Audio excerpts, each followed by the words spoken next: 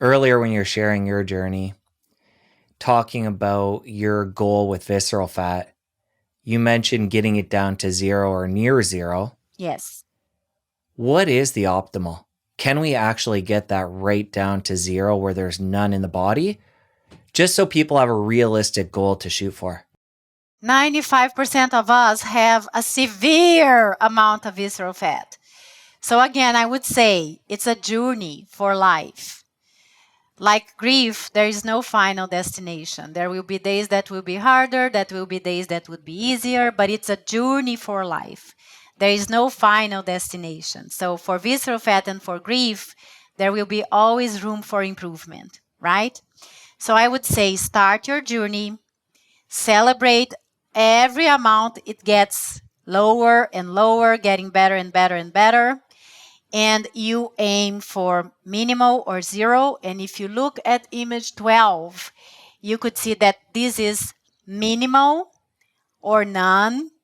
This is 0 visceral fat, like 0 deep subcutaneous fat, a good muscle bulk.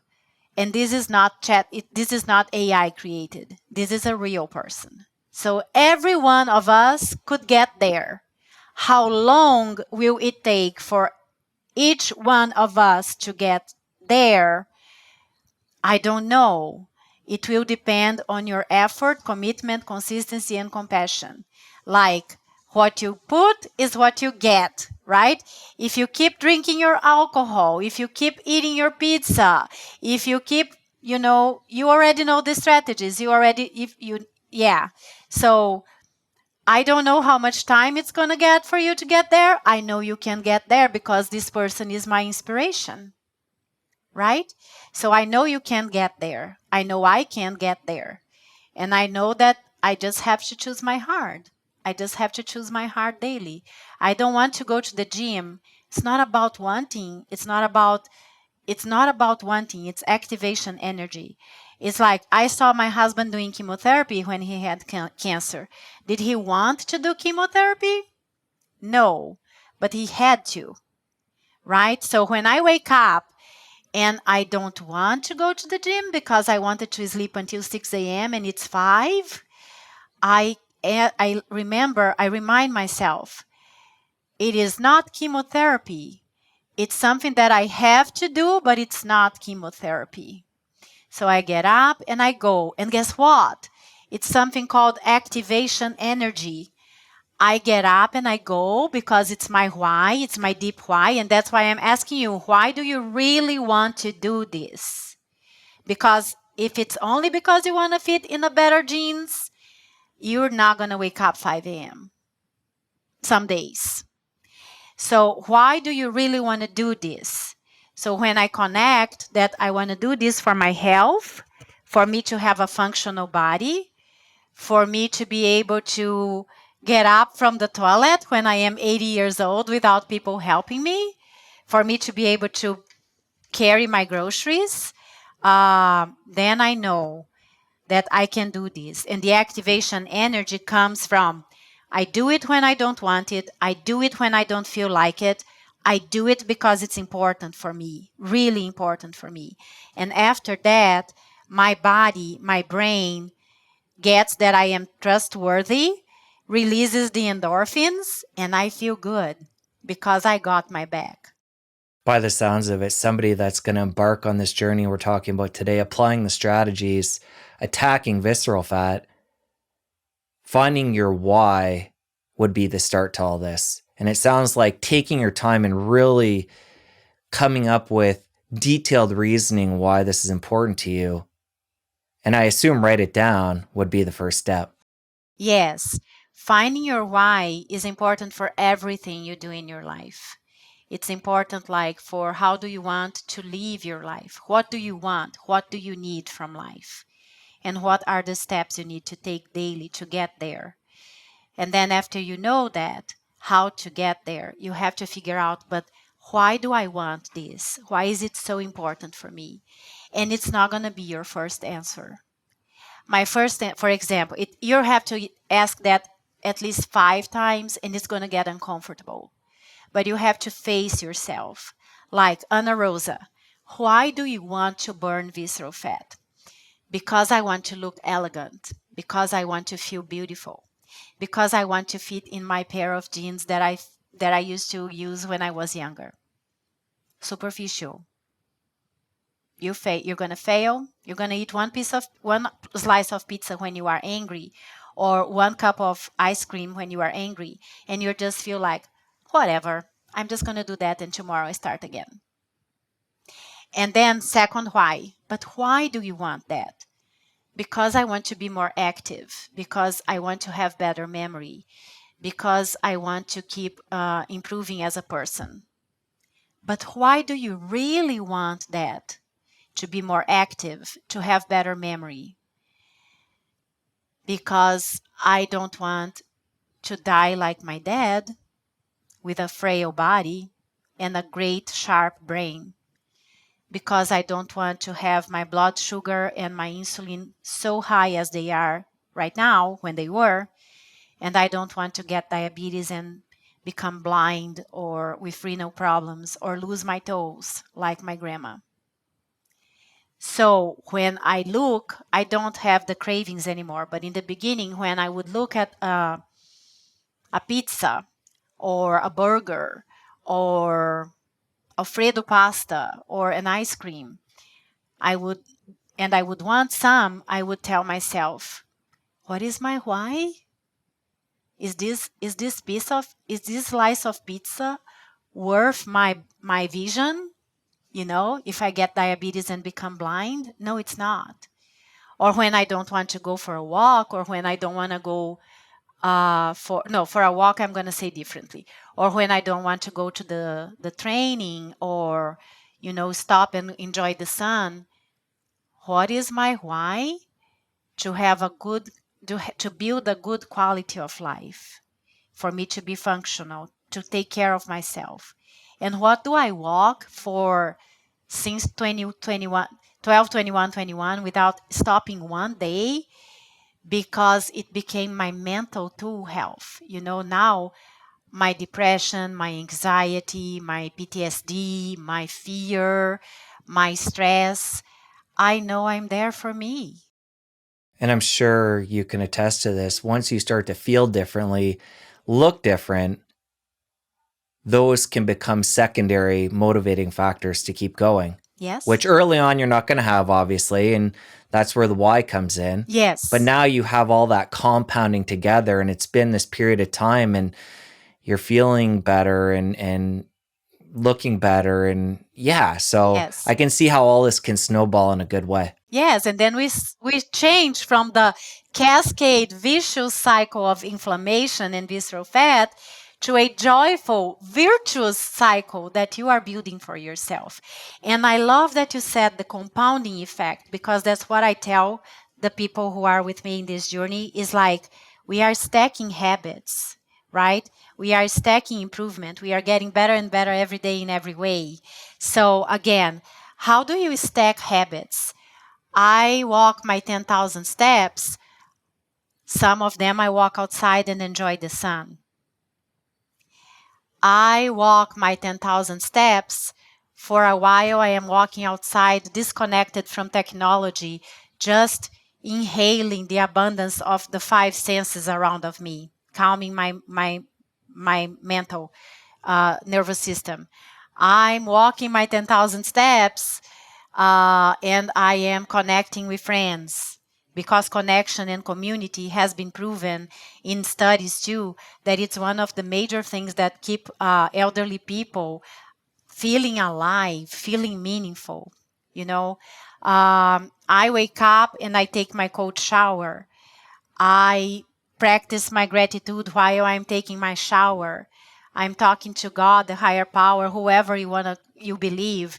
I am saying thank you, and I'm practicing my gratitude. So shower, cold shower, gratitude, walking, sun, vagus nerve, breathing, five senses. So we stack habits, I am walking and drinking my water. I am exercising, strength training, and drinking my water, yeah. For somebody again, who's going to begin this journey, we've made it clear. You got to start with your why and take your time on that step and really come up with a concrete reason you're doing this. But throughout our conversation, we've speckled in so many different inputs and habits people want to take on over time to eliminate visceral fat. But what I fear for somebody who right now is inflamed, overweight, overwhelmed, this all sounds like a lot. Yes. So after somebody comes up with their why, they write it down, they're ready to get started. Name one or two things that you think would be most beneficial to get the ball rolling. And then they can go back and listen again or watch again and get some of these other secondary things as to not become overwhelmed. So yes, overwhelm is definitely, you don't want to overwhelm. So let's create a plan together, okay? Start before you have your why, eliminating all processed foods and sugar, decreasing your carbs to carbs that are to minimal or to carbs that have low glycemic index. So you don't want carbs that grow below the ground. They all have high glycemic index. And also take care with fruits and juices. They have a lot of sugar. So start without your why tomorrow or now. Eliminate all your processed foods, ultra processed foods, vegetable oils, and sugar. Alcohol, eliminate. And or at least start decreasing progressively. You want to have as minimal alcohol as you could. There is a podcast from Andrew Huberman talking about the horrible effects of alcohol in your brain. I would highly recommend people to watch it, because then you will see that alcohol is not like it's not something that it's for fun. In fact, it's really bad for your body. So again, eliminate processed foods, alcohol, sugar, drugs, smoking. Do your best again, right? Do your best. Everything is about doing your best. It's not all or nothing. It's doing your best. The processed foods, I would say it's all or nothing. And the sugar, I would say is all or nothing. But everything is doing your best, having compassion to you. Secondly, take care of your sleep. Sleep is a pillar, because sleep is related to, while you are sleeping, you are working on your cortisol, your glucose, your insulin, your growth hormone, and your melatonin. All these are very important in the visceral fat cascade mechanism. So take care of your sleep, at least 7 hours. How do you take care of your sleep? At least 1 hour before bed, just disconnect from all technology. I know how it is very difficult, because we are so used to scrolling on Instagram or social media on our bed, but like at least 1 hour, disconnect from your technology. One other thing is also enjoying the sunset and enjoying the sunrise for 3 minutes. It helps regulating your circadian rhythm, which controls the melatonin, which helps with the sleep. Again, which is also simple, hydration. Look at the water you have in your house and do your best to have water without chlorine. And then you could add mineral salt, like the Redmond salt, or you could add electrolytes and apple cider vinegar to your water.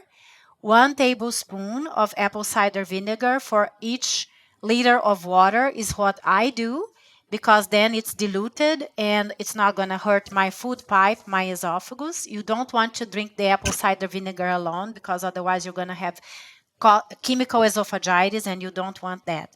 So these are the 3 things that are very easy, because although they might seem like 3 things, they are connected to each other. You have to drink water. So water with electrolytes and apple cider vinegar, and try your best to take the chlorine. You have to sleep. Sun helps with sleep. And technology off 1 hour. And your eating. You have to eat. So use your eating to eliminate all processed foods and sugar. And then start adding other things later on. So these are the 3 things I would ask people to start. I would tell people to start. And while you already start that, Then you start working on your why. And then you start working on your why for you to keep doing them when it's difficult, when it's a challenge, and for you to come back to them when you feel like you failed or fell off track. And after you do all of them, you could start stacking habits.